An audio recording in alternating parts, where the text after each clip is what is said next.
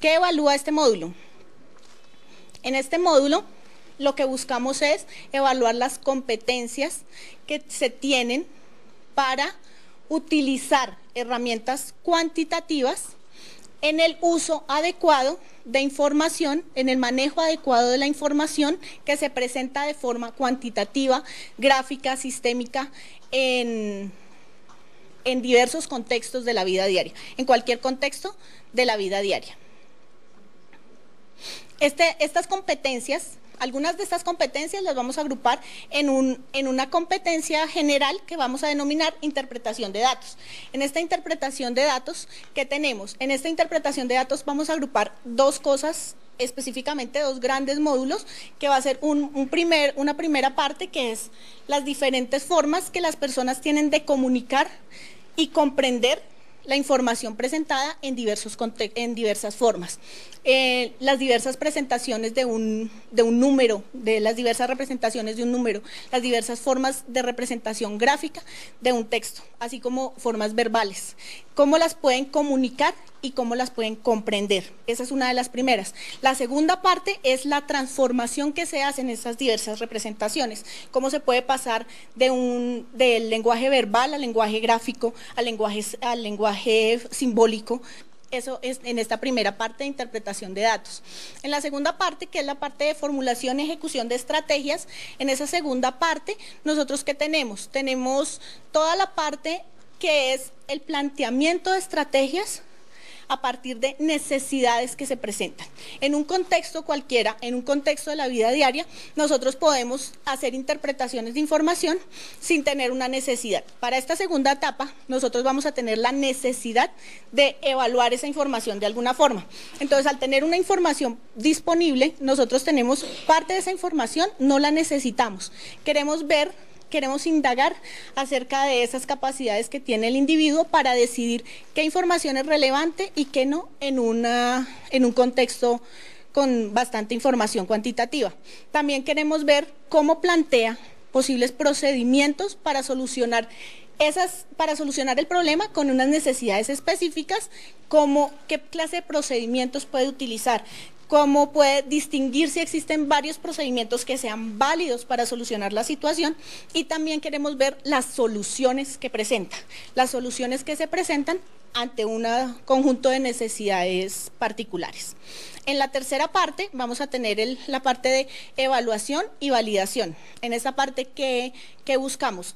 Buscamos indagar los procesos que se hacen a partir de las soluciones dadas a un problema. Vamos a presentarle al evaluado un conjunto de soluciones o una solución al problema, y queremos saber si esa solución es válida o no es válida, si puede justificar las razones por las cuales es válida esta solución, o conocer las necesidades que llevaron a esta solución del problema, o simplemente su veracidad, si es válida o no es válida esta situación.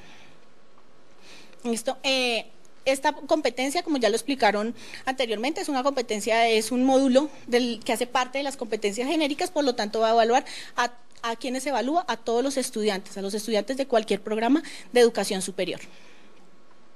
El conjunto de afirmaciones y evidencias. Nosotros tenemos estas tres etapas, estas tres competencias, estos tres grupos de competencias, que es interpretación de datos, formulación, ejecución y la evaluación y validación. A partir de esto, y para adaptarlo al sistema basado en evidencias, entonces tenemos un conjunto de afirmaciones y evidencias que para este módulo, en esta etapa, son los siguientes. Para el módulo de evaluación tenemos validar procedimientos y estrategias utilizadas para dar solución a problemas. ¿Qué evidencias buscamos? Identificar fallas y limitaciones en información, fortalezas y debilidades en un proceso propuesto, y aplicar estrategias orientadas a validar, corregir o descartar soluciones. En interpretación de datos, la afirmación base es utilizar herramientas cuantitativas para solucionar problemas, en la cual tenemos dos evidencias: propone soluciones pertinentes a condiciones presentadas y realizar cálculos sencillos para la ejecución de un plan de solución de un problema. Y en la etapa de formulación y ejecución tenemos dos afirmaciones. Una es plantear procesos y estrategias adecuados para resolver un problema, en la cual miramos si diseña planes, estrategias y alternativas, o si selecciona la información relevante y establecer relaciones entre variables. y la otra es comprender y manipular información presentada en distintos formatos, reconoce y obtiene piezas de información a partir de descripciones, series gráficas, tablas y esquemas, comparar distintas formas de representar información y relacionar datos disponibles con sentido o significado dentro de la información. Esta información se encuentra disponible en la ruta que indicó la doctora Fernández. Están todas estas afirmaciones, estos ejemplos de preguntas que se van a presentar a continuación y unos adicionales a estos ejemplos. ¿Listo? Esta primera pregunta hace parte de la afirmación de la competencia de interpretación de datos. La afirmación es utilizar herramientas cuantitativas para solucionar problemas. El contexto que tenemos es la distribución de la población en distintos momentos del tiempo para 4 años diferentes y la distribución poblacional también para varias regiones que componen el país. La pregunta que viene con este contexto es: el presupuesto del país se repartió en 2008 de acuerdo con la cantidad de habitantes de cada región. La gráfica representa la distribución del presupuesto es... Entonces, nosotros tenemos que la población aproximada en 2008 es de 10 millones. Lo que queremos ver es que el evaluado tiene la capacidad de distinguir que las regiones M y O tienen aproximadamente el 26-27% de la población.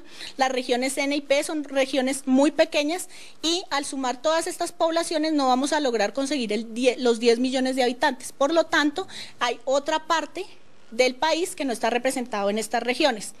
Por lo tanto, las regiones del sector circular deben ser 5, entonces nos dejaría las opciones B y C, y como habíamos dicho, las regiones N y P son más pequeñas que las demás, por lo tanto el evaluado debe restringirse a la opción C.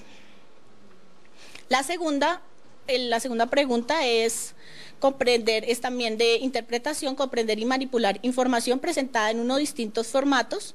Esta es de información de manera esquemática, que es otra forma de presentar información. Una universidad recibe 600 aspirantes para uno de sus programas académicos. El proceso de admisión se ilustra en el siguiente esquema.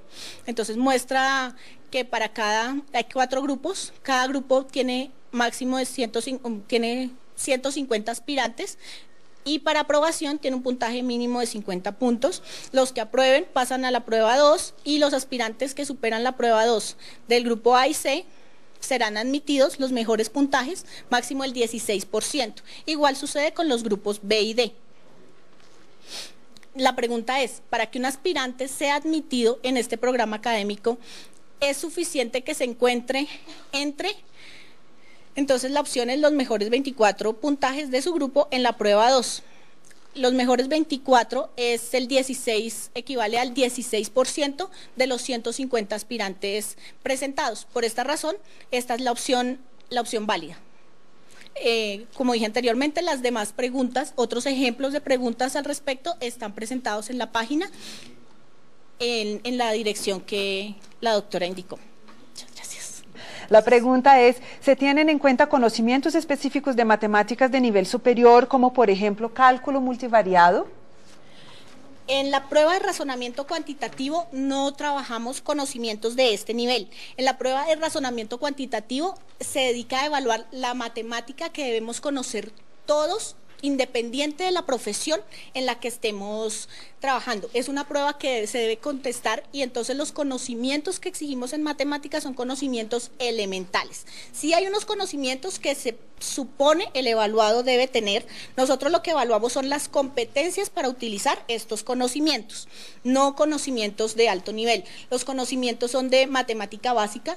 El grupo máximo que llegamos de los números que estamos trabajando son números racionales, no trabajamos los irracionales como tal. Las operaciones básicas, regla de 3, porcentajes, mucho manejo de porcentajes, y son los conocimientos básicos. No tomamos lo que uno ve en fundamentos de matemáticas, en cálculo diferencial, estos temas de derivada, esto no se supone que lo deban manejar profesionales de todas las diversas ramas en esta etapa del proceso. Entonces no consideramos conocimientos de nivel superior, no, porque es lo que debe manejar cualquier profesional de cualquier área. Sí. si entran, por ejemplo, todos los pensamientos involucrados pues, en el área de matemáticas, por ejemplo, si hay preguntas que involucran el ámbito de geometría, el ámbito pues, del pensamiento aleatorio, el variacional, entonces, ¿por qué no nos amplías un poco sobre este punto? Los pensamientos, el pensamiento geométrico creo que es el único de los pensamientos que tenemos que no se está abordando en esta prueba. Es el pensamiento geométrico. El pensamiento métrico sí está involucrado en la parte de transformación de unidades, en transformación de medidas, de unidades de medida, en cualquiera de los atributos medibles que tenga un objeto. Eso sí está considerado.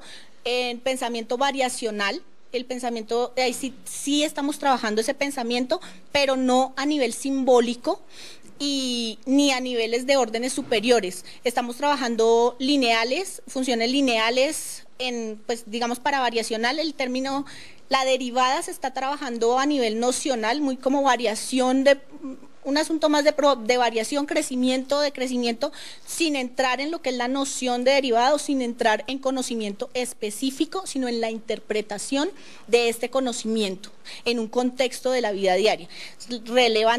Lo más relevante es esto, es el uso de este conocimiento que se debe tener, y es a un nivel medio, es a nivel no vamos a trabajar nada de cálculo diferencial, cálculo integral en la parte variacional. Y el pensamiento aleatorio también estamos trabajando esto, medidas de tendencia central se trabajan medidas de dispersión, no como conocimiento, no como poderlas calcular, sino poderlas interpretar en un contexto dado. Interpretar la desviación estándar en un contexto, interpretar la correlación, no determinar una correlación, no determinar una desviación estándar.